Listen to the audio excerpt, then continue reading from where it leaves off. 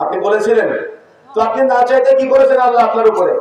না চাইতে আল্লাহ দয়া করেছেন, কিন্তু আল্লাহর দয়াটা আপনি বুঝেন নাই। আল্লাহর কাছে না চাইতে আল্লাহ আপনাকে একজন নামাজি, টুপিওয়ালা, দাড়িওয়ালা পিতার ঘরে, একজন মুসলিম বাবার ঘরে জন্মগ্রহণ করা তৌফিক দান করেছেন। তা না হলে একটা হিন্দুর ঘরে জন্ম হলে আপনি আজকে লাতের পূজা করতেন, হাবলের পূজা করতেন, উচ্চার পূজা করতেন, আপনি মূর্তি পূজায় লিপ্ত হতেন। কিন্তু আপনাকে এই খারাপি থেকে আল্লাহ মুক্ত করে আপনাকে একটা সুমহান মর্যাদা দিয়েছেন, মুসলিম ঘরে জন্মগ্রহণ করা তৌফিক দান করেছেন। ফিতরাত পেয়েই আপনি একজন দাড়িওয়ালা, টুপিওয়ালা, নামাজি পিতা, যে বাবা আপনাকে ওই কারিম জিন থেকে, আপনার জন্মের পর থেকে তার চিন্তা ছিল আমার সন্তান যাতে করে শয়তানের ওয়াসওয়াসা না করে আল্লাহর একজন নেককার বান্দা হতে পারে। আপনি এমন একজন বাবার ঘরে জন্মগ্রহণ করেছেন। কি আলহামদুলিল্লাহ বলবেন না? আপনি এভাবে চিন্তা করেছেন কখনো? আচ্ছা, আল্লাহ রাব্বুল আলামিন চাইলে আমার আপনার আত্মাটা একটা ছাগলের মধ্যে দিয়ে বানাতে পারতেন কিনা? আমার কথা বুঝেন না আপনারা? পারতেন কিনা? আল্লাহ রাব্বুল আলামিন চাইলে আমার আপনার আত্মাটা একটা গরুর মধ্যে দিয়ে বানাতে পারতেন কিনা? আমার কথাগুলো আপনি তখনই বুঝবেন যখন আপনি বালিশে মাথা দিয়ে একটু আল্লাহকে নিয়ে ভাববেন, একটু রবকে নিয়ে চিন্তা করবেন যে আমার আল্লাহ আমার উপরে কত দয়া করেছে, আমার আল্লাহ আমাকে একজন নামাজি, দাড়িওয়ালা, টুপিওয়ালা, ইমানদার পিতার ঘরে জন্মগ্রহণ করা তৌফিক দান করেছে। আমার আল্লাহ সুবহানাহু ওয়া তাআলা আমাকে একজন গরু ছাগলের পেটে বা গরু ছাগলের মতো করে পাঠাতে পারতো দুনিয়াতে, কিন্তু আমার আল্লাহ সেটা করে নাই। আমার আল্লাহ দয়া করেছে আমার উপরে, আল্লাহর দয়াটা আমি বুঝি নাই। আল্লাহ রাব্বুল আলামিন আমাকে আপনাকে চাইলে একটা চতুষ্পদ জন্তুর মধ্যে দিয়ে বানাতে পারতো, কিন্তু আল্লাহর কাছে না চাইতে আল্লাহর এই সুমহান দয়া, সুমহান ভালোবাসাটা আমরা না বুঝে আল্লাহ রাব্বুল আলামিনের বিরোধিতা করার চেষ্টা করি, আল্লাহর নবীর বিরোধিতা করার চেষ্টা করি। কিন্তু আমরা যদি একটু ফিল করতাম যে আল্লাহ তো আমার সাথে দয়া করেছে, আমি কেন আল্লাহ নাফরমানি করব? না, আল্লাহর কাছে না চাইতে আল্লাহ গরু ছাগল করে না পাঠায় মানুষ করে পাঠিয়েছে। আমি তো মানুষ হয়েছি, আমি একজন ঈমানদার, পরহেজগার বাবার ঘরে জন্ম লাভ করা তৌফিক পেয়েছি, যেটা আমি পারিবারিকভাবে মুসলিম হয়েছে। আলহামদুলিল্লাহ। কি আলহামদুলিল্লাহ বলতে লজ্জা লাগতেছে আপনাদের? আমি বোঝাতে পারি না মানে আপনাদের। আমার কথা কি বুঝতে পারতেছেন নাকি কথা কম বলেন আপনারা? আমার কথা বুঝতে পারতেছেন? যদি আমি এখানে ওই প্রচলিত পদ্ধতিতে রাজনৈতিক বক্তব্য দিতাম, এখন তো মাহফিলের মঞ্চগুলো রাজনৈতিক মঞ্চ হয়ে গিয়েছে, কথা বুঝেন না? মাহফিলের বক্তব্য, বক্তা স্টেজে ওঠা মানে অমুক সরকারকে নিয়ে, অমুক ব্যক্তিকে নিয়ে, তমুককে নিয়ে গীবত সমালোচনা করতে করতে মাহফিল শেষ, যাওয়ার সময় লাখ টাকা দিয়ে আপনারা বাড়িতে পাঠিয়ে দেন। তখন তো সুবহানাল্লাহ বিশাল জোর দেখি, তখন তো আলহামদুলিল্লাহ বিশাল জোর, তখন তো দেখা যাচ্ছে ওই লিল্লাহে তাকবীরের বিশাল জোর। তো কোরআন হাদিসের কথাগুলো শুনে মুখ দিয়ে নাকি কষ্ট লাগতেছে আপনাদের? ব্যথা লাগছে? খারাপ লাগতেছে আমার কথা শুনে? ব্যথা লাগতেছে আপনাদের? তো যে কথা বলতে চাচ্ছিলাম যে আল্লাহর দয়াটা আমরা বুঝি নাই। যদি আল্লাহর দয়াটা বুঝতাম তাহলে আল্লাহর নাফরমানি করতাম না। আল্লাহর দয়াটা বুঝলে আমরা নাফরমানি করতাম না, আল্লাহর দয়াটা উপলব্ধি করার চেষ্টা করতাম। আল্লাহ রাব্বুল আলামিন দয়া করেছেন। দেখেন আমরা যে মুসলিম হয়েছি, এই মুসলিমের মধ্যে কত দল আছে আজকে বাংলাদেশে। আল্লাহ রাব্বুল আলামিন চাইলে একটা কবর পূজারীর ঘরে আপনার জন্ম দিতে পারতো কিনা? একটা মাজার পূজারীর ঘরে জন্ম দিতে পারতো কিনা? আমরা তো দেখেছি তারা কত জাহালতের মধ্যে আছে। সে আবু জাহালের যুগের ইতিহাস আর তাদের দেখলে এই বিষয়গুলো সেম পাওয়া যায়। কিন্তু আল্লাহ রাব্বুল আলামিন সেটা না করে আপনাকে আমাকে কোরআন ও সহিহ সুন্নাহ বোঝার একটা জ্ঞান দিয়েছেন, তাই না? বা এমন একটা পরিবেশে, এমন একটা সমাজে আমাকে আপনাকে বেড়ে ওঠার তৌফিক দান করেছেন, যে সমাজে পুরাটাই কোরআন এবং সহিহ সুন্নাহ বোঝার মতো জ্ঞান তারা রাখে। আল্লাহ রাব্বুল আলামিন যে ইলম দিয়েছেন, যে জ্ঞান দিয়েছেন, যে বিবেক দিয়েছেন, এই বিবেক দিয়ে তারা চলাফেরা করার চেষ্টা করে। তাহলে এটাকে আরেকটা নিয়ামত না? কথা বলতেছেন না কেন? নাকি বুঝেন নাই? এটাকে আল্লাহর আরেকটা নিয়ামত না? অবশ্যই এটা আল্লাহর আরেকটা নিয়ামত, কিন্তু নিয়ামতটা আমরা বুঝি নাই। কিন্তু আপনি চলে যান সিলেটে, আপনি চলে যান চাঁদপুর, নোয়াখালী, লক্ষ্মীপুরে, যেখানে জোরে আমিন বলে মসজিদ থেকে বের করে দেওয়া হয়, যেখানে পায়ের সাথে পা মিলালে তার পায়ে আঘাত করা হয়, যেখানে উচ্চ স্বরে দেখা যাচ্ছে সূরা ফাতিহা তিলাওয়াত করলে বা সূরা ফাতিহার শেষে আমিন বললে তাকে পিটায় হাসপাতালে পর্যন্ত পাঠানো হয়। এই সমস্ত জায়গা আমাদের ভাইয়েরা কত কষ্টে তারা কোরআন সুন্নাহ মানার চেষ্টা করে, আর আপনারা বাধ্যতার আমল থেকে পেয়েছেন, তো এজন্য আপনারা মূল্যায়ন করেন না। কথা বুঝেন নাই? কথা কিন্তু ক্লিয়ার। সুতরাং মূল্যায়ন করতে হবে। এটা আল্লাহর ভালোবাসা, এটা আল্লাহর দয়া, এটা আল্লাহর পাওয়া। সুতরাং প্রিয় বন্ধুরা আমার, এই আল্লাহর পক্ষ থেকে আপনি যে ভালোবাসাটা পেয়েছেন, এই ভালোবাসা অপাত্রের ব্যবহার করিয়েন না ভাই। আল্লাহ আপনাকে যে জ্ঞান দিয়েছে, জ্ঞান দিয়ে উপলব্ধি করেন, এই জ্ঞান দিয়ে বোঝার চেষ্টা করেন, তাহলে দেখবেন আপনার মতো তৃপ্তি সহকারে বেঁচে থাকা ব্যক্তি পৃথিবীতে আর কেউ নেই। কেন বললাম জানেন? একজন ছেলে যদি তার আল্লাহর সাথে কথা বলতে পারে, তার রবের সাথে কথা বলতে পারে, সে সফল। একজন মেয়ে যদি তার রবের সাথে কথা বলা শিখতে পারে, তাহলে ওই মেয়ের কোনো হতাশা নাই, সে আত্মহত্যা করবে না, তার পরিবারে কোনো অশান্তি নেই। আপনি যতই অশান্তি তৈরি করার চেষ্টা করেন না কেন, একজন আমিনা সালেহা পরহেজগার বোন যে আল্লাহর সাথে কথা বলে, সে কখনো অসন্তুষ্ট হয় না। সে তার হৃদয়ের যত কথা সব আল্লাহর সাথে বলে। আর যারা আল্লাহর সাথে কথা বলে তাদেরকে ভয় পাবেন। কেন ভয় পাবেন জানেন? তার কানেকশন কিন্তু আল্লাহর সাথে। যদি তাকে কষ্ট দেন, সে কিন্তু আল্লাহর কাছে অভিযোগ করবে। কথা বুঝতে পেরেছেন? এই জন্য বিষয়গুলো উপলব্ধি করতে হবে। এখন যদি আপনি এভাবে চিন্তা করেন, আমরা বিভিন্ন সময় বিভিন্ন রোগীকে দেখার জন্য পঙ্গু হাসপাতালে গিয়েছি, দেখেছি কত মানুষের হাতের কবজি থেকে নাই, কত মানুষের 2 হাতের কবজি থেকে নাই, কত মানুষের 2 হাত 2 পা কিচ্ছু নাই, কিন্তু তারা মানুষ বেঁচে আছে। আচ্ছা, আল্লাহ রাব্বুল আলামিন আমাদেরকে এরকম কোনো কষ্ট দিয়েছেন? আমরা এরকম কোনো পরীক্ষার সম্মুখীন হয়ে আছি না? দিব্যি পুরো শরীর ফ্রেশ। কত মানুষ আছে 1 চোখে দেখে না, 2 চোখে দেখে না, কিন্তু আল্লাহ রাব্বুল আলামিন আমাকে আপনাকে তার সৃষ্টিগুণ উপভোগ করার তৌফিক দান করেছেন। আমরা আল্লাহর ভালোবাসা বুঝি নাই, মর্যাদা দিতে পারি নাই। কত মানুষ আছে কথা বলতে পারে না, কত মানুষ আছে কানে শুনতে পারে না, কিন্তু আল্লাহ রাব্বুল আলামিন আপনাকে কথা বলার তৌফিক দান করেছেন। এই মুখ দিয়ে আপনি মিথ্যা বলেন, এই মুখ দিয়ে আপনি মানুষকে কষ্ট দেন, এই মুখ দিয়ে আপনি গীবত করেন, এই মুখ দিয়ে আপনি মানুষকে গালি দেন, এই মুখ দিয়ে আপনি বেফাস কথাবার্তাগুলো বলেন। কিন্তু আপনি যদি আল্লাহর ভালোবাসা বুঝতেন, তাহলে এই মুখ দিয়ে কথা বলার সময় ভেবে চিন্তে কথা বলতেন যে আমার কথার মাধ্যমে সাদাকা হচ্ছে না আমার কথার মাধ্যমে গুনাহ হচ্ছে। আপনার আল্লাহ রাব্বুল আলামিন যে কান দিয়েছেন, এই কান নামক নিয়ামতটা যদি আপনি উপলব্ধি করতে পারতেন, মন ভালো করে মনে রাখার চেষ্টা করবেন, তাহলে কখনো কানের মধ্যে হেডফোন লাগিয়ে গান শুনতেন না। কেন? আপনি এটা উপলব্ধি করতেন, কত মানুষ তো কানে শুনতে পায় না, কিন্তু আমার রব না চাইতে আমার কানে শ্রবণ শক্তি দিয়েছে, আমি কেন এটাকে অবহেলা করব না, আমি এটা অপত্রের ব্যবহার করব না। আল্লাহ রাব্বুল আলামিন আমাকে চোখ দিয়েছেন, কত মানুষের চোখ নাই, কিন্তু আমি চোখ দিয়ে চোখের জেনা, এই চোখ দিয়ে ইশারার মাধ্যমে কত মানুষকে পাপ করতে সহযোগিতা করি, বা নিজে চোখ দিয়ে কত জায়গায় পাপে লিপ্ত হয়। আমি যদি এটা এভাবে ভাবতাম যে আমার আল্লাহ আমাকে এত চমৎকার এই 2টা চোখ দিয়েছে, যে চোখ নিয়ামত, এই নিয়ামত আমি কিভাবে এটার শুকরিয়া আদায় করব, যদি আপনি এভাবে ভাবতেন, তাহলে এই চোখ দিয়ে আপনি চোখের জেনা বা চোখের পাপে জড়াতেন না। কথা বুঝতে পারেন না মনে হয়? আমার কথা বুঝতে পেরেছেন? কত মানুষের হাত নাই, কিন্তু আপনি যদি এটা ফিল করতেন যে আল্লাহ সুবহানাহু ওয়া তাআলা আমাকে কত চমৎকার 2টা হাত দিয়েছে, আমি হাত দিয়ে পাপ করতে পারি না। প্রিয় বন্ধুরা আমার, যে কথা বলতে চাচ্ছিলাম, মনে রাখার চেষ্টা করতে হবে। যদি আমরা এভাবে চিন্তা করতে পারি, তাহলে আমরা সফলতা অর্জন করতে পারবো। কিন্তু আল্লাহর এই নিয়ামতগুলো যদি আমরা উপলব্ধি না করে আমরা যদি অপত্রে ব্যবহার করি, তাহলে আমরা আল্লাহর শুকরিয়া আদায় করতে পারবো না, আল্লাহকেও চিনতে পারবো না। আর এই আজকে যেমন জিজ্ঞাসা করলাম, কিছুই বলতে পারি নাই। আর আমাদের মুসল্লিরা জুমার দিন সবার শেষে মসজিদে যায়, সবার আগে মসজিদ থেকে বের হয়ে আসে, ইমাম সাহেব খতিব সাহেব কি বলে তারা কিছুই বুঝে না, তারা এমন একটা ভাবখানা করে তারা সব জানতে বলা হয়ে গিয়েছে। মাইকিং করে আপনাদের খুঁজে বের করতে হয়। কিন্তু যদি আসলে উদ্দেশ্য থাকতো জ্ঞান অর্জন করা, তাহলে একটু প্রসাদ লাগলো আমরা প্রসাদ চেপে বসে থেকে কোরআন হাদিসের কথাগুলো শুনতাম। কথা বুঝেন না? কিন্তু আমাদের তো উদ্দেশ্য খারাপ, আমাদের তো চিন্তা চেতনা খারাপ। এই জন্য প্রিয় বন্ধুরা আমার, যে কথা বলতে চাচ্ছিলাম, আপনি চলে যান রেল স্টেশনে, দেখেন কত মানুষ আজকে এই শীতের রাত্রিতে তারা কত কঠিন অবস্থায়, তারা শীতের কাপড় না পরে কনকনে শীতের মধ্যে শুয়ে আছে ছোট ছোট হয়ে। কেন? আল্লাহ রাব্বুল আলামিন চাইলে তার জায়গায় আপনার সন্তানকে রাখতে পারতো না? আল্লাহ রাব্বুল আলামিন তার জায়গায় আমাকে আপনাকে রাখতে পারতো না?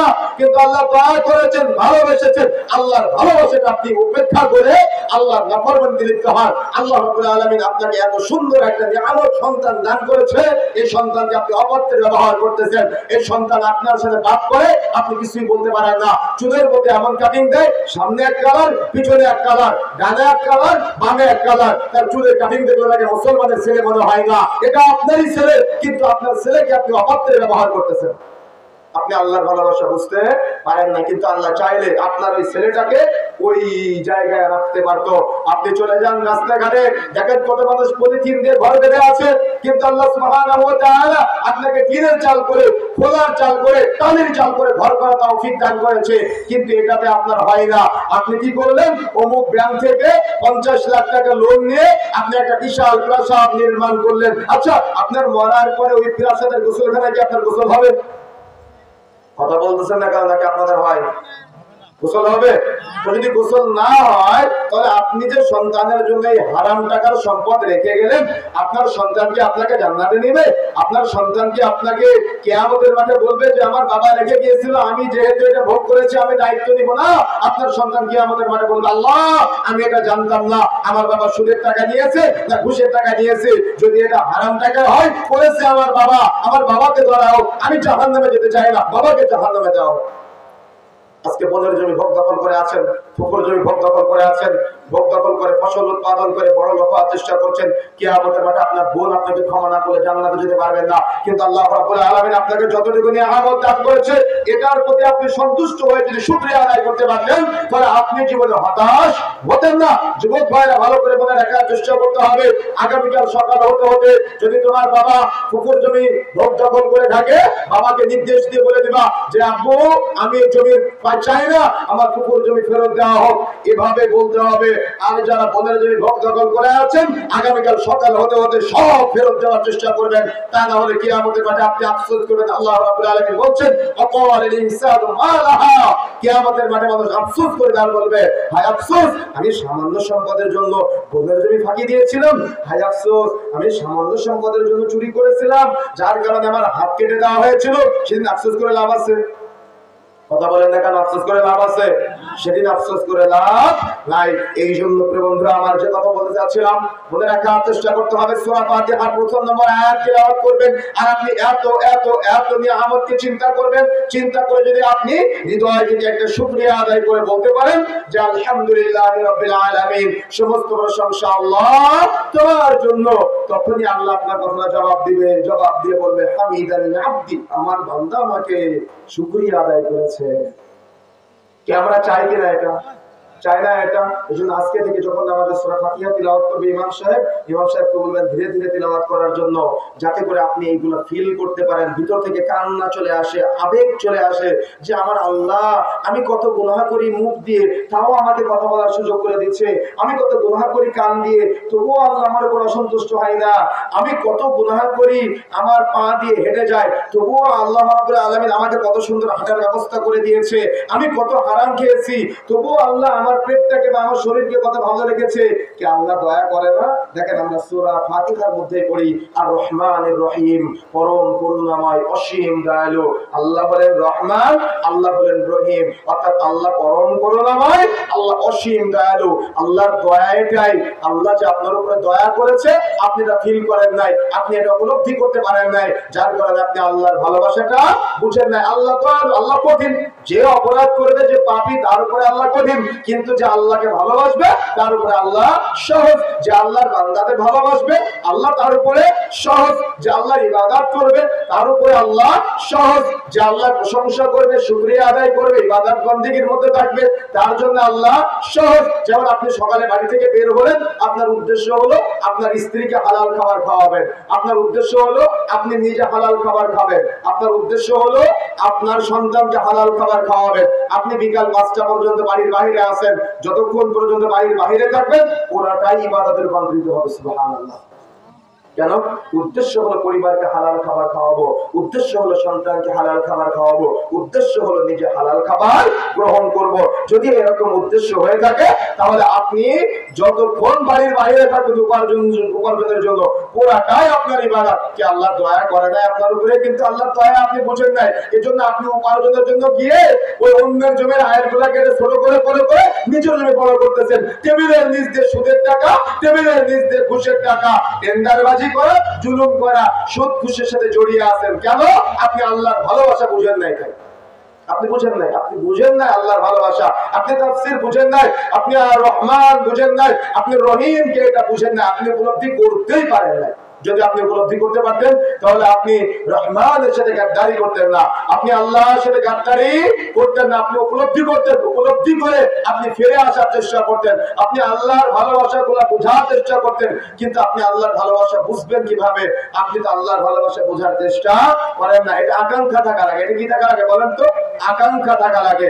এই জন্য বন্ধুরা আমার, যে কথা বলতে চাচ্ছিলাম মনে রাখার চেষ্টা করতে হবে আমাদের। সূরা ফাতিহার মধ্যে আমরা যে এত চমৎকার ভাবে বললাম, আল্লাহ হলেন রহমান, আল্লাহ হলেন রহিম। সুতরাং আল্লাহকে রহমান হিসেবে স্বীকৃতি দেওয়া, রহিম হিসেবে স্বীকৃতি দেওয়া, অর্থাৎ শুকরিয়ার ক্ষেত্রে যদি আমরা এভাবে স্বীকৃতি দিতে পারি তাহলে আমরা সফলতা অর্জন করতে পারবো। পুরোটাই আপনি ভাববেন যে আমার সন্তানকে আল্লাহ আলেম হিসেবে কবুল করেছে। কি হিসেবে? আলেম হিসেবে কবুল করেছে। এটা রবের পক্ষ থেকে আপনার ভালোবাসা। আপনার সন্তানকে আল্লাহ হাফেজ হিসেবে কবুল করেছে, এটা আল্লাহর পক্ষ থেকে আপনার ভালোবাসা। আপনার সন্তানকে আল্লাহ দ্বীনদার হিসেবে কবুল করেছে, এটা আল্লাহর পক্ষ থেকে ভালোবাসা। আপনার সন্তান এই তাফসীরুল কুরআন মাহফিলের আয়োজন করেছে, এটা আল্লাহর পক্ষ থেকে আপনার ভালোবাসা। কিন্তু শয়তানের পক্ষ থেকেও ভালোবাসা হতে পারতো। সেটা কেমন ভালোবাসা? আপনার সন্তান গান বাজনার আয়োজন করতো, আপনার সন্তান অশ্লীলতার আয়োজন করত, আপনার সন্তান বেহায়াপনার আয়োজন করত। এটা হলো শয়তানের পক্ষ থেকে ভালোবাসা। কিন্তু আল্লাহর পক্ষ থেকে ভালোবাসা, আপনার সন্তান কোরআনের আলোচনা ছড়িয়ে দেওয়ার চেষ্টা করেছে, আপনার সন্তান হাদিসের আলোচনা ছড়িয়ে দেওয়ার চেষ্টা করেছে। আপনি এটা উপলব্ধি করতে পারেন নাই। এটা হলো আল্লাহর পক্ষ থেকে আপনার প্রতি ভালোবাসা। এই ভালোবাসাটা উপলব্ধি করতে হবে। আর বেশি করে আকাঙ্ক্ষা থাকতে হবে মা বোনদের। কেন? সন্তান লালন পালন করার বেশিরভাগ দায়িত্ব হলো মহিলাদের। কেন? স্বামী তো উপার্জন করার জন্য বাড়ির বাইরে থাকবে, তাহলে গাইডলাইন কে করবে? মা। আর মায়ের যদি আকাঙ্ক্ষা না থাকে তাহলে সন্তান কিন্তু আদর্শিত হবে না। এই জন্য মা বোনেরা যারা আছেন, এখন থেকে আকাঙ্ক্ষা তৈরি করতে হবে, জাগ্রত করতে হবে যে আমি কি হতে চাই, বা আমার সন্তানকে কোন হিসেবে দেখতে পাই। কিয়ামতের মাঠে এক শ্রেণীর সন্তান তো বাবা মাকে জাহান্নামে দিবে, আবার এক শ্রেণীর সন্তান আছে কিয়ামতের মাঠে যখন আপনি উঠবেন, কিয়ামতের মাঠে উঠে দেখবেন যে আপনি ছোটাছুটি করতেছেন, সবাই ছোটাছুটি করতেছে, আপনার বাবা ছোটাছুটি করে, মা ছোটাছুটি করে, ভাই ছোটাছুটি করে, সবাই উলঙ্গ অবস্থায় আছে, আপনিও ছোটাছুটি করতেছেন। তখন আপনি দেখবেন যে ওই যে দূরে একজন বাবা, একজন মা, নারী, একজন পুরুষ দাঁড়িয়ে আছে, তাদের শরীরে পোশাক পরা, তাদের মাথায় নূরের মুকুট পরা, ঝলঝল করতেছে। তখন আপনি ফেরেশতাদের বলবেন এরা কারা? তখন ফেরেশতারা বলবে এরা হলো একজন হাফেজ কোরআনের পিতামাতা। কি এটা আল্লাহর ভালোবাসা না? কি মনে হয় আপনার কাছে? এটা আল্লাহর ভালোবাসা না? এটা আল্লাহর ভালোবাসা আপনি উপলব্ধি করার চেষ্টা করেছেন? আল্লাহর ভালোবাসা আপনি ফিল করার চেষ্টা করেছেন? আপনি ফিল করার চেষ্টা করেন নাই, আপনি আল্লাহর ভালোবাসা উপলব্ধি করার চেষ্টা করেন নাই। এটা আপনার ব্যর্থতা। কিন্তু আপনি যদি আসলে সফল হতে চাইতেন তাহলে আপনি আল্লাহর ভালোবাসা উপলব্ধি করার চেষ্টা করতেন, আল্লাহর ভালোবাসা বোঝার চেষ্টা করতেন। এই জন্য এখন থেকে আকাঙ্ক্ষা থাকতে হবে, আগ্রহ থাকতে হবে। কিয়ামতের মাঠে একটা হাফেজ সন্তানকে বলা হবে ওরাত্তিল, তুমি তিলাওয়াত করো। ও তিলাওয়াত করবে আর মর্যাদা বাড়বে, বাড়তে বাড়তে বাড়তে বাড়তে ও জান্নাতে পৌঁছে যাবে। তখন বলবে আল্লাহ আমার যে অভিভাবক আজকে আমাকে এখানে আসার এই পর্যন্ত পৌঁছে যাওয়ার সুযোগ করে দিয়েছে, আল্লাহ আমি আমার ওই বাবা মাকে না নিয়ে একা একা জান্নাতে যাবো না। সুবহানাল্লাহ। আমি আমার অভিভাবককে না নিয়ে, আমি আমার উস্তাদকে না নিয়ে একা একা জান্নাতে যাব না। এই আকাঙ্ক্ষা থাকতে হবে না, এই চিন্তা থাকতে হবে না, এই ফিকির থাকতে হবে না, এক আগ্রহ থাকতে হবে। সুতরাং আল্লাহ হলেন রহমান, আল্লাহ হলেন রহিম, এটা আমাকে আপনি উপলব্ধি করতে হবে। 3 নম্বরে আয়াতে আমরা পড়ি মালিকি ইয়াউমিদ্দিন, আল্লাহ বিচার দিবসের মালিক। সূরা নাসের মধ্যে আমরা পড়ি মালিকিন নাস, আল্লাহ বিচার দিবসের অধিপতি। মনে রাখার চেষ্টা করতে হবে আমাদের, আল্লাহ হলেন অধিপতি, আবার আল্লাহ হলেন বিচার দিবসের মালিক। যেদিন আমার আপনার এই দুনিয়াতে সমস্ত কর্মকাণ্ডের বিচার ফয়সালা হবে, কারোর আমলনামা ডান হাতে যাবে, কারোর আমলনামা বাম হাতে যাবে। যদি আপনি আল্লাহকে রব হিসেবে স্বীকৃতি দিয়ে যে আমার রব আমার জীবনের সব কিছু অবজার্ভ করছে, অর্থাৎ দেখভাল করতেছে, আমি আমার রবের সামনে কখনো অপরাধে জড়াবো না। কেন? আমি যদি কোনো অপরাধ করি তাহলে কিয়ামতের মাঠে আমাকে অবশ্যই জবাব দেওয়া লাগবে। বিচারের ফয়সালা, বিচারের কাঠগড়ায় দাঁড়াতে হবে। যদি আপনি উপলব্ধি করতে পেরে যদি আপনি দুনিয়াতে চলতে পারেন যে আমার তো কিয়ামতের মাঠে সব জবাব দেওয়া লাগবে, তাহলে আপনি কখনো অপরাধ করবেন না। কেন? আল্লাহর ভয়টা আপনার মধ্যে আছে। যেমন আমরা চাই আপনার স্ত্রী পর্দা করুক আল্লাহর ভয়ে, কিন্তু যদি আপনি চান আপনার স্ত্রী পর্দা করুক আপনার ভয়ে, তাহলে দুই বিষয় নয়। কথা বুঝেন না মনে হয়? কোনটা চিরস্থায়ী সমাধান বলেন তো? আল্লাহর ভয়ে পর্দা করা নাকি ব্যক্তির ভয়ে পর্দা করা? কোনটা? আল্লাহর ভয়ে। কেন? আল্লাহর ভয়ে পর্দা করলে আপনার স্ত্রী আপনি থাকলেও পর্দা করবে, না থাকলেও পর্দা করবে। কিন্তু যদি আপনার ভয়ে পর্দা করে, তো আপনি থাকলে পর্দা করবে, আপনি না থাকলে সে পর্দা করবে না। এই জন্য মনে রাখার চেষ্টা করতে হবে, আমরা চাই এই আল্লাহর ভয়ে যাতে করে মানুষ ভীত সন্ত্রস্ত হয়ে অপরাধ থেকে বিরত থাকার চেষ্টা করে। মনে থাকবেন ইনশাআল্লাহ। এই জন্য কিয়ামতের মাঠে সব কিছুর পাই টু পাই জবাব দিতে হবে। কোথা থেকে ইনকাম করলাম, কোথায় সেটা ব্যয় করলাম, সন্তানকে আল্লাহ রাব্বুল আলামিন যে নিয়ামত দান করেছে, এই নিয়ামত পাওয়ার পরে এই নিয়ামতকে কোন পথে ব্যবহার করলাম, বা আমার পরিবারকে আমি কোন পথে পরিচালিত করলাম, এই সার্বিক বিষয়ে আমার জবাব দেওয়া লাগবে। এই জন্য মা বোনেরা যারা আছেন, এই জবাব দেওয়ার ক্ষেত্রে নিজে সতর্ক হবেন এবং স্বামীকে সহযোগিতা করবেন। অর্থাৎ ঈমানদারিতার ক্ষেত্রে, তাকওয়ার ক্ষেত্রে, পরহেজগারিতার ক্ষেত্রে, আল্লাহ ভীতির ক্ষেত্রে যদি আপনি সহযোগিতা করতে না পারেন, তো আপনি কিন্তু দুনিয়াতে সফল হবেন না, আপনি কিন্তু আখিরাতে সফল হবেন না। আজকে মা বোনেরা ভালো করে মনে রাখার চেষ্টা করতে হবে, যদি আপনি দিন প্র্যাকটিস করার ক্ষেত্রে স্বামীকে সহযোগিতা না করেন, আর ভাইরা যারা আছেন দিন মানার ক্ষেত্রে যদি স্ত্রীকে সহযোগিতা না করেন, তাহলে কিন্তু সফলতা অর্জন করতে পারবেন না। আর আল্লাহকে মালিক হিসেবে তখনই স্বীকৃতি দিতে পারবেন যখন আপনি অপরাধ থেকে বিরত থাকবেন। আর অপরাধ থেকে তখনই বিরত থাকতে পারবেন যখন আপনি আল্লাহকে বিচার দিবসের মালিক হিসেবে মনে প্রাণে বিশ্বাস করতে পারবেন বা স্বীকৃতি দিতে পারবেন। যদি আপনি আল্লাহকে মালিক হিসেবে স্বীকৃতি না দেন, তাহলে আপনি কিন্তু অপরাধে সবসময় জড়াবেন, অপরাধে সবসময় জড়াবেন। দেখেন রাসূলুল্লাহ সাল্লাল্লাহু আলাইহি সাল্লাম বলছেন, আল হায়াউ লা ইয়াতি ইল্লা বিখাইর, লজ্জাশীলতা কল্যাণ ছাড়া কিছুই আনয়ন করে না। যেখানে লজ্জা নাই সেখানে কল্যাণ নাই। ইমামরা এটার চারটা ব্যাখ্যা করেছেন। এক, নিজেকে নিজে লজ্জা পাওয়া। যখন কোনো ব্যক্তি আল্লাহকে ভয় করে নিজেকে নিজে লজ্জা পাবে যে আমি তো আব্দুল্লাহ, আমি তো আব্দুর রহমান, আমি তো আব্দুল কুদ্দুস, আমি তো অপরাধ করতে পারি না, আমি তো পাপ কাজ করতে পারি না, এই পাপ আমার দ্বারা সম্ভব না, তখন সে কি করবে? তখন সে নিজেকে নিজে লজ্জা পেয়ে পাপ থেকে বিরত থাকবে। দুই নম্বরে মনে রাখতে হবে যে লজ্জার ব্যাখ্যা হলো ছোটরা অভিভাবকদের লজ্জা পাবে।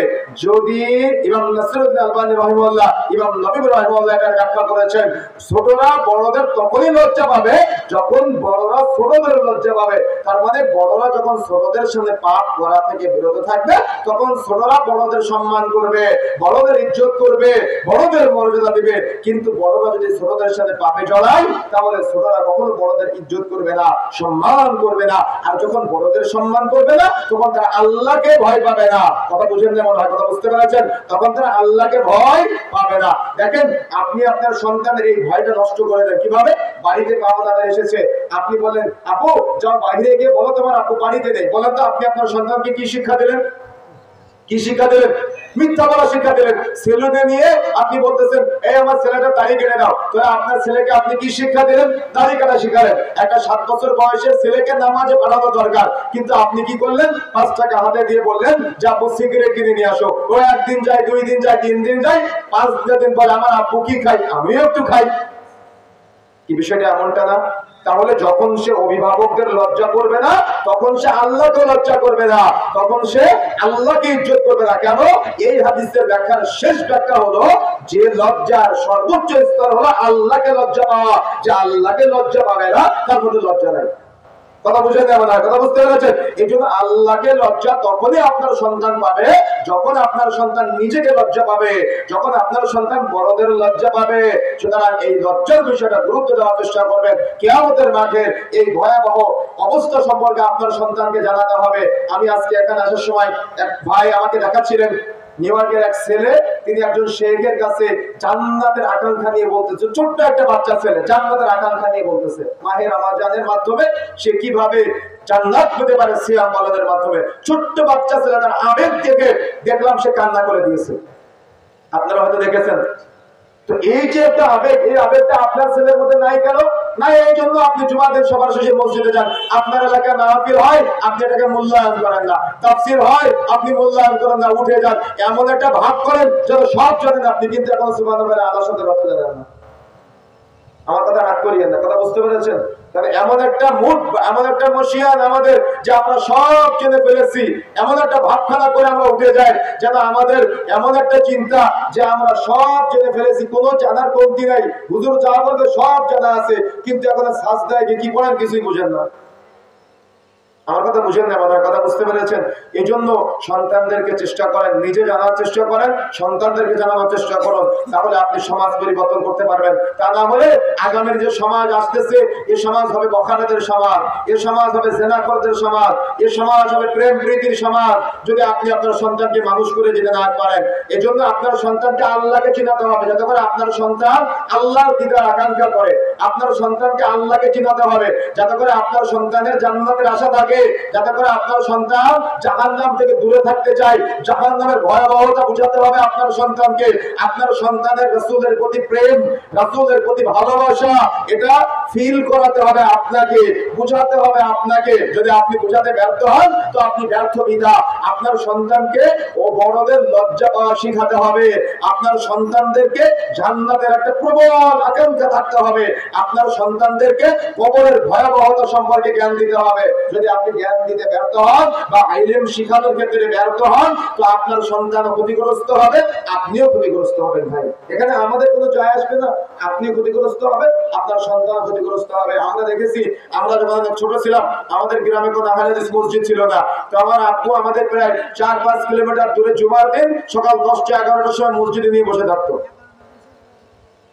কিন্তু আপনার বাড়ির পাশে আহলে হাদিস মসজিদ, আপনাকে নামাজের আগে ছাড়া মসজিদে পাওয়া যায় না। কারণ নামাজের সময় মসজিদে ঢুকেন, আবার নামাজ পড়ে সুন্নত পড়ার টাইম নেই, মসজিদ থেকে বের হয়ে চলে আসেন। আপনি কেন আপনি মূল্যায়ন করবেন? আপনি তো সব জানেন, আপনার তো জ্ঞানের অভাব নাই, আপনি তো জ্ঞানের ভান্ডার, ইলমের ভান্ডার। আপনি চায়ের দোকানে বসে হুজুরের সমালোচনা করেন।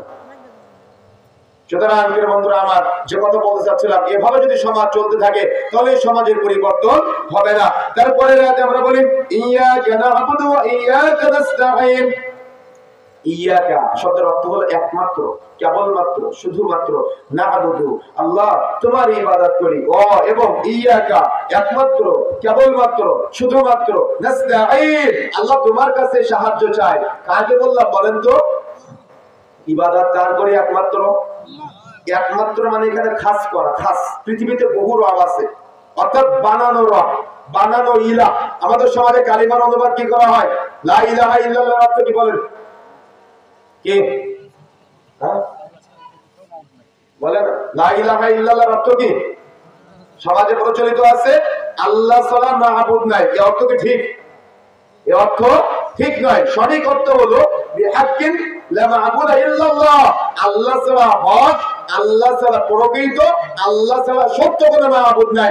তৎকালীন সময় আমাদের যুগেও আল্লাহকে বাদ দিয়ে মানুষ সূর্যের পূজা করে, মানুষ চন্দ্রের পূজা করে, মানুষ গাছের পূজা করে, মানুষ পাথরের পূজা করে, মানুষ সমুদ্রের পূজা করে, মানুষ পাহাড় পূজা করে, মানুষ পীর পূজা করে, মানুষ মূর্তির পূজা করে, মানুষ কবরের পূজা করে। কি আছে কিনা? মসজিদে নামাজের মধ্যে বলে ইয়াকা না'বুদু ওয়া ইয়াকা নাস্তাঈন। আল্লাহ একমাত্র, কেবলমাত্র, শুধুমাত্র তোমারই ইবাদত করি, একমাত্র, কেবলমাত্র, শুধুমাত্র তোমার কাছে সাহায্য চাই।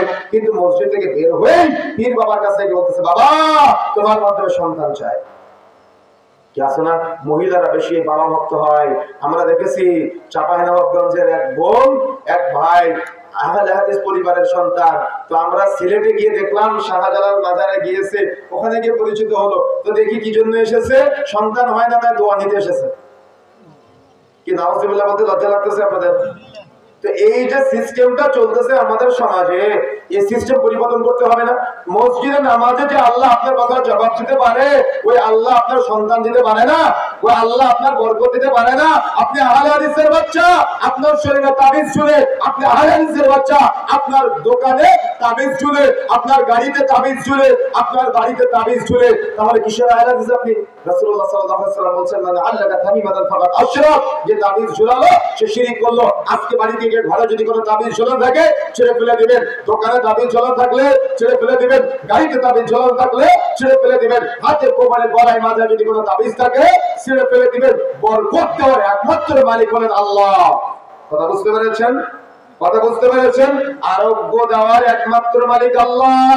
সুতরাং তাবিজ কবজ সন্তানের গায়ে, নিজের পরিবারে, বাড়িতে, ঘরে, গাড়িতে আটকানোর চেষ্টা করবেন না। অবশ্যই এটা থেকে বিরত থাকার চেষ্টা করতে হবে। চাইতে হবে কার কাছে বলেন তো? কি বললাম একটু আগে? তাহলে একমাত্র আল্লাহর কাছে। কার কাছে যাইতে হবে? একমাত্র আল্লাহর কাছে, পৃথিবীর কোন ব্যক্তির কাছে না। বন্ধুরা আমার, রাত অনেক গভীর হয়েছে, তবে সূরা ফাতিহার প্রথম 4টি আয়াত আমরা আজকে আলোচনা করেছি। পরবর্তীতে আল্লাহ রাব্বুল আলামিন কবুল করলে বিস্তারিত আলোচনা করব ইনশাআল্লাহ। তবে এই 4টি আয়াতের সারসংক্ষেপ হলো এতটুকুই যে আল্লাহ রাব্বুল আলামিন আমাকে ইলম দিয়েছেন, আল্লাহ রাব্বুল আলামিন আমাকে জ্ঞান দিয়েছেন। আর এই শেষ পর্যন্ত যারা বসে আছেন, দেখেন আমি একটা শেষে দোয়া করব, যে দোয়াটা করলে আমাদের যে সাগীরা গুনাহ আছে, গুনাহ থেকে আমরা মুক্ত হতে পারবো ইনশাআল্লাহ। কিন্তু এই সৌভাগ্য কি সবার হবে? এই সৌভাগ্য সবার হবে না। এই জন্য যারা বসে আছেন শেষের দোয়া পড়া পর্যন্ত অপেক্ষা করবেন ইনশাআল্লাহ। যে কথা বলছিলাম, যে তাহলে আমাদের এই সূরা ফাতিহার মধ্যে তাওহীদ উলুহিয়া, তাওহীদ রুবুবিয়্যা, তাওহীদ আসমা ও সিফাতের আমরা যে স্বীকৃতি দিচ্ছি, এই স্বীকৃতিকে আমাদের উপলব্ধি করতে হবে। উপলব্ধি করে আমাদের তাওহীদের দিকে, সুন্নাতের দিকে ফিরে আসতে হবে। অর্থাৎ আল্লাহকে রব হিসেবে মানতে হবে, আল্লাহকে পালনকর্তা হিসেবে মানতে হবে ইনশাআল্লাহ। যদি আমরা মানতে পারি তাহলে আমরা সফলতা অর্জন করতে পারবো ইনশাআল্লাহ। মনে থাকবে ইনশাআল্লাহ। এই জন্য সূরা ফাতিহার আলোচনাগুলো অত্যন্ত জরুরি। তাফসীরের আলোচনা বুঝতে হবে। মা বোনেরা যারা আছেন, অবহেলা না করে সন্তানদেরকে দ্বীনের জ্ঞান দেওয়ার জন্য বাড়িতে সিরাতুর রাসূল রাখবেন। মনে থাকবে ইনশাআল্লাহ। কি রাখতে হবে? নবীদের জীবনী রাখতে হবে এবং তাফসীর রাখতে হবে। যদি তাফসীর থাকে, নবীদের জীবনী থাকে এবং হাদিসের কিছু ছোট ছোট কিতাব রাখেন, যেখান থেকে আপনারা ইলম অর্জন করতে পারবেন, বুলুগুল মারাম রাখতে পারেন, বা অন্যান্য আকীদা বিষয়ে যে কিতাবগুলো আছে এগুলো রাখবেন। টিভি সিনেমা না দেখে অন্তত এই বইগুলো পড়বেন। শেখ মুজিবুর রহমান মাদানীর বক্তব্য শুনবেন, দেখবেন ইলমের ভান্ডার, তাওহীদের ভান্ডার।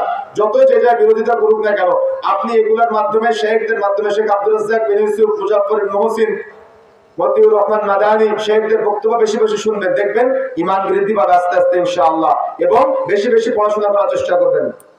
হাতে প্রশ্ন ধরিয়ে দিয়েছেন, উস্তাদ বসে আছে, উস্তাদের সামনে কি উত্তর দেওয়া ঠিক হবে? বর্তমানে বেশ কিছু রাজনৈতিক দল নিজেদেরকে ইসলামী দল বলে দাবি করে।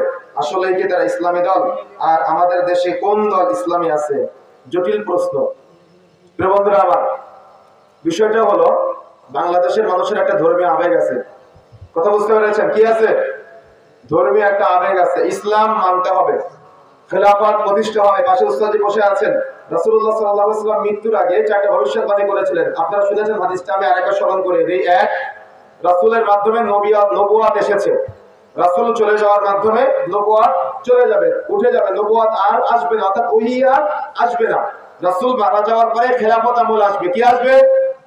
কথা বলতে হবে। কি আসবে? খেলাফত আমল আসবে। এই খেলাফত আমলের একটা সময়সীমা আছে 30 বছর। তবে নবুয়াতের তরিকায় খেলাফত আমলটা আল্লাহ যতদিন চাইবে ততদিন থাকবে। আল্লাহ যখন চাইবেন না তখন এটাকে উঠিয়ে নিবে। কি আবু বকর, উমর, উসমান, আলী 4 জন খলিফা ছিলেন নবুয়াতের তরিকায়। তারা চলে যাওয়ার মাধ্যমে নবুয়াতের তরিকায় খেলাফত শেষ। তারপরে আসবে স্বৈরাচারী রাজা বাচ্চাদের আমল 3 নম্বরে।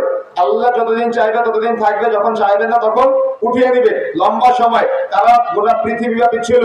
তারপরে 4 নম্বরে আল্লাহ রাসূল বলছেন, তারপরে আসবে জবর দখলকারী শাসকের আমল। জবর দখলকারী শাসক যারা জোর করে ক্ষমতায় থাকবে, অর্থাৎ যারা জোর করে শাসন ক্ষমতা নেওয়ার চেষ্টা করবে, পোস্টার টানিয়ে নিজেদেরকে দায়িত্বশীল বানাবে। কথা বুঝতে পেরেছেন? রাসূলুল্লাহ সাল্লাল্লাহু আলাইহি ওয়াসাল্লাম বলেছেন, তোমরা দায়িত্ব চেয়ে নিবা না। কিন্তু আমি বললাম আমি মুসলিম, আমি ইসলামিক, আমি ধর্মের প্রচার করব, আমি ইসলামের বড়াই করব, আমি ইসলামের দাওয়াত দিব।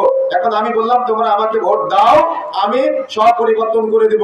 আমি প্রথমেই রাসূলকে মানলাম না, বিরোধিতা করলাম? আমি কারোর বিরোধিতা করতেছি না, আমি হাদিসের কথা বলতেছি। রাসূল বলেছেন তোমরা দায়িত্ব চেয়ে নিও না, ক্ষমতা চেয়ে নিও না। এখন আমি ক্ষমতায় আসার আগেই আমি কি করলাম? পোস্টার টানিয়ে বললাম তোমরা আমাকে ভোট দাও, আমি ইসলাম কায়েম করব। কি কথা আছে না? কথা আছে কিনা? তাহলে প্রথমে কার বিরোধিতা করলাম? উস্তাদ জি আমি ভুল বলছি। প্রথমে কার বিরোধিতা করলাম? রাসূলের বিরোধিতা করলাম। আমার কথা বুঝেন না মনে হয়? প্রথমে রাসূলের বিরোধিতা করলাম। এটা তো 1 নম্বর স্টেপ। এরকম বহু স্টেপ আছে, পর্যায় করবে। কথা বুঝতে পেরেছেন? এই জন্য খেলাফত আমল নবুয়াতের তরিকায় শেষ। আর আসবে ঈসা আলাইহিস সালাম ইমাম মাহদির মাধ্যমে। কথা বুঝতে পেরেছেন? এর আগে বিশেষ করে উলামায়ে কেরামের মাসআলা অনুযায়ী এর আগে এটা আকাঙ্ক্ষা করাও আসবে না, এটা সম্ভব না। এখন আসবে জবর দখলকারী। কে কার মতো জোর করে ক্ষমতায় থাকতে পারে, কে কার মতো জবর দখল করে ক্ষমতা দিতে পারে, মারামারির যুগ। কে কাকে মারতে পারে, কে কাকে মারবে জানে না কেন মারলাম, আর কে মরবে সেও জানবে না কেন মরলাম। কথা বুঝেন নাই? এখন হলো এই যুগ। এখন এই যুগে আপনি কাকে ইসলামিক বলবেন? কেউ টুপি পরলো, দাড়ি পরলো, আপনি তাকে ইসলামিক বলবেন, এই ফিতনায় পা দিবেন না। কথা বুঝতে পেরেছেন? মানহাজ বিশুদ্ধ করবেন, আকীদা বিশুদ্ধ করবেন। আমি কিন্তু কথা ক্লিয়ার কাট বললাম, কথা স্পষ্ট। এখন আমি বললাম আমি ইসলাম, সাইনবোর্ড ব্যবহার করলাম, কিন্তু আমি নবীর বিরোধিতা করে আমি যুক্তি খাড়া করলাম। কথা বোঝেন? আমার কাপড় টাকুরের নিচে আমি সুন্নতের প্রচার করলাম, আমার মুখে দাড়ি নাই, আমি সুন্নতের প্রচার করলাম। এটা অযৌক্তিক না? আমার কথা বুঝতে পেরেছেন? এই জন্য কথা ক্লিয়ার, কথা স্পষ্ট, ধোকায় পা দিবেন না। কি ধরনের পোশাকে সালাত হবে না? যদি কাঁধ খোলা থাকে এবং পুরুষের যদি কাপড় টাকনুর উপরে থাকে, ওই হাঁটুর উপরে থাকে, কথা বুঝতে পেরেছেন, তাহলে সালাত হবে না। কাঁধ অবশ্যই ঢাকা থাকতে হবে, হাঁটুর নিচে থাকতে হবে, টাকনুর উপরে থাকতে হবে। আর নারীদের পুরো শরীর থেকে সালাত আদায় করতে হবে। সাহেব কি এটা? শ্বশুর, আচ্ছা, শ্বশুর বাড়ি থেকে কি জোর করে বিদায়? বুঝলাম না এটা কি লেখা। শ্বশুর বাড়ি থেকে কি জোর করে, এটা কি জিনিস মানে বুঝে নাই, বুঝে বলেন। বিদায়ের ব্যবহার কি মানে পণ না যৌতুক এগুলা নাকি? তাহলে এটা কি জিনিস?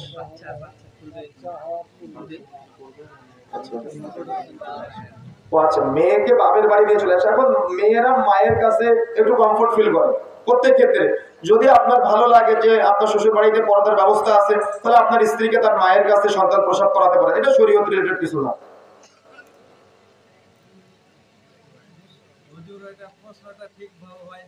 তাহলে বলেন,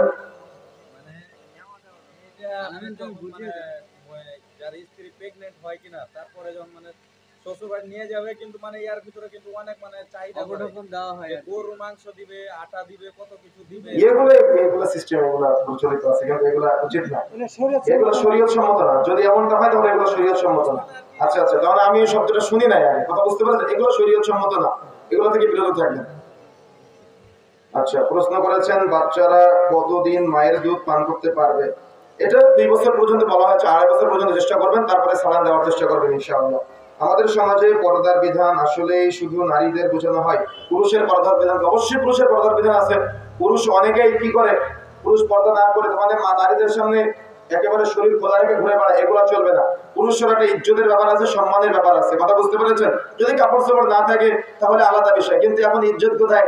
ওই ছেলে দেখবেন আমাদের জামা গায়ে দেয়, যে জামা গুলো 4-5 জায়গায় ছেঁড়া ফাটা, আমাদের প্যান্ট পরে 4-5 জায়গায় ছেঁড়া ফাটা, এগুলা বর্তমানে তাদের ট্র্যাডিশন হয়ে গিয়েছে। এগুলা কিন্তু পুরুষের পোশাকের ক্ষেত্রেও একটা চরিত্র, একটা রুচিবোধ থাকা লাগবে, কথা বুঝতে পেরেছেন? যদিও কতটুকু ঢাকবেন এটা বলা হয় নাই, আপনি হাঁটুর নিচ থেকে নাভির উপর পর্যন্ত এবং কাঁধ ঢাকা রাখবেন, শরীর ঢাকা রাখবেন, কিন্তু যাতে করে পোশাকটা শালীন হয়, যাতে করে পোশাকটা শালীন হয়, ঢাকা ঢাকা হয়, যাতে করে কেউ বদনজর দিতে না পারে, সেদিকে খেয়াল রাখবেন। কোন কোন অবস্থায় সালাতরত ব্যক্তির সামনে দিয়ে যাওয়া যায় আর কতটুকু সামনে দিয়ে যাওয়া যায়? চেষ্টা করবেন সূত্র দেওয়ার জন্য, তবে এখানে অনেকগুলো ইখতিলাফ আছে বিষয়টা নিয়ে। চেষ্টা করবেন যদি বিশাল জরুরত থাকে তাহলে সামনে দিয়ে যেতে পারেন, কাতারের মাঝখান দিয়েও যেতে পারেন প্রয়োজনে। তবে যদি জরুরত না থাকে, দেখা যাচ্ছে এবার একটা হাদিস পাওয়া যায় যে যাওয়া উচিত না, তবে চেষ্টা করবেন বসে থাকার জন্য। যদি জরুরত থাকে তো ওলামায়ে কেরাম বলেছেন আপনি সামনে দিয়ে হেঁটে যেতে পারেন ইনশাআল্লাহ। তবে যারা সালাতে এমনি ফাঁকা জায়গায় দাঁড়াবেন, সামনে সূত্র দিয়ে নেওয়ার চেষ্টা করবেন। মেয়েদের গোসলের সময় কাপড় খোলা থাকতে পারে, যদি একাকি থাকেন যতটুকু মন চায় খুলতে পারে, সমস্যা নেই। কিন্তু মেয়েরা কিন্তু পুকুরে গোসল করতে পারবে না, খোলা জায়গায়। পুকুরে গোসল করতে পারবে যদি কাপড় দিয়ে আলাদা ঘেরা থাকে, যেখানে কেউ দেখবে না, কথা বুঝতে পেরেছেন? গোসলখানা যেভাবে মন চায় গোসল করতে পারে, সমস্যা নেই। আমরা কি বেদাতি আলেমদের কাছ থেকে জ্ঞান নিতে পারবো? তো বেদাতি তো বললেন, তো জ্ঞানের বিষয় আসলে কিভাবে? আমার কথা বুঝেন না, এটা তো আপনাদের অজ্ঞতা। এখানে যেখানে অনলাইনে দেবে যত বেশি ভাইরাল, সে যদি কোরআন হাদিসের জ্ঞান নাও থাকে তো তারা লোক বেশি হবে, টাকা বেশি উঠবে মাহফিলে, এগুলো আপনাদের চিন্তা। কিন্তু সবসময় চিন্তা করবেন যে জ্ঞান আছে কিনা, কোরআন হাদিসের বক্তব্য দিবে কিনা। স্টেজে বসেই হলুম দাঁড়ান, মাইক ফেটে যাবে, মাইক চলে যাবে, কেউ বাসে উঠে, কেউ দেখা যাচ্ছে কত রকম কিচ্ছা কাহিনী সল্লাহ গায়ে জিল্লাল্লাহ জিকির করতে করতে মাহফিলের অর্ধেক পার, এগুলো আছে না? এগুলো থেকে বিরত থাকবেন, এগুলোর মাধ্যমে কোনো উপকার হয় না ইসলামের। সুতরাং চেষ্টা করবেন বিরত থাকার জন্য। আল্লাহ রাব্বুল আলামিন আমাদের সবাইকে বুঝার তৌফিক দান করুন। আল্লাহ রাব্বুল আলামিন আমি সহ আমাদের সবাইকে কোরআন এবং সহিহ সুন্নাহর এই কথাগুলো বোঝার এবং আমলে বাস্তবায়ন করার তৌফিক দান করুন। আল্লাহুম্মা আমিন। সুবহানাকাল্লাহু ওয়া বিহামদিক, বলেন আমার সাথে সবাই, সুবহানাকাল্লাহু ওয়া বিহামদিক, আশহাদু আল্লা ইলাহা ইল্লা আনতা, আস্তাগফিরুকা ওয়া আতুবু ইলাইক। আসসালামু আলাইকুম ওয়া রাহমাতুল্লাহি ওয়া বারাকাতুহু।